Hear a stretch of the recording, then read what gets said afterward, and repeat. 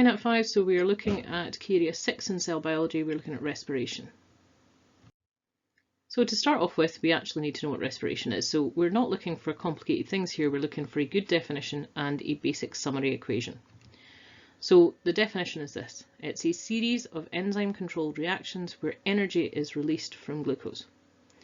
So we can put that down as an equation, and you probably know most of this equation, so just being careful that we've got the level that you need to have for this. So glucose and oxygen and enzymes. Now you get away without putting the enzymes over the top.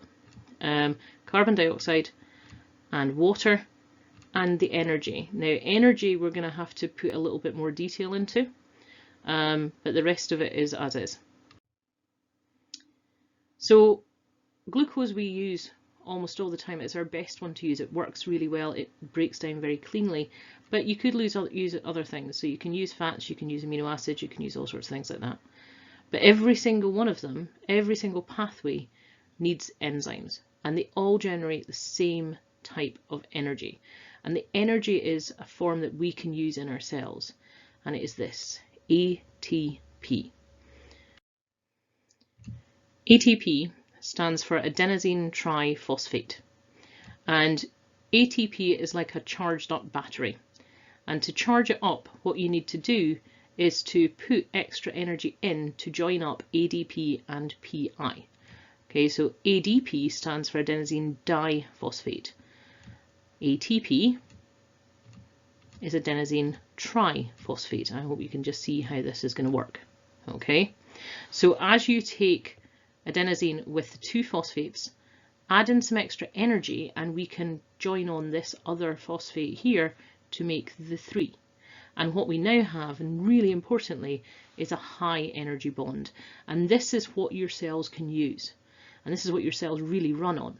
So it's charging this up with this high energy bond. And then when you want to use it, the ATP snaps at that high energy bond, releases that energy so it can be used for all sorts of things, and goes back the way to ADP and PI. And then that can be recharged again. So this is constantly cycling inside your cells. So ADP and PI, respiration will store the energy as ATP, and then every cellular reaction that needs energy is going to use ATP to go into ADP and PI.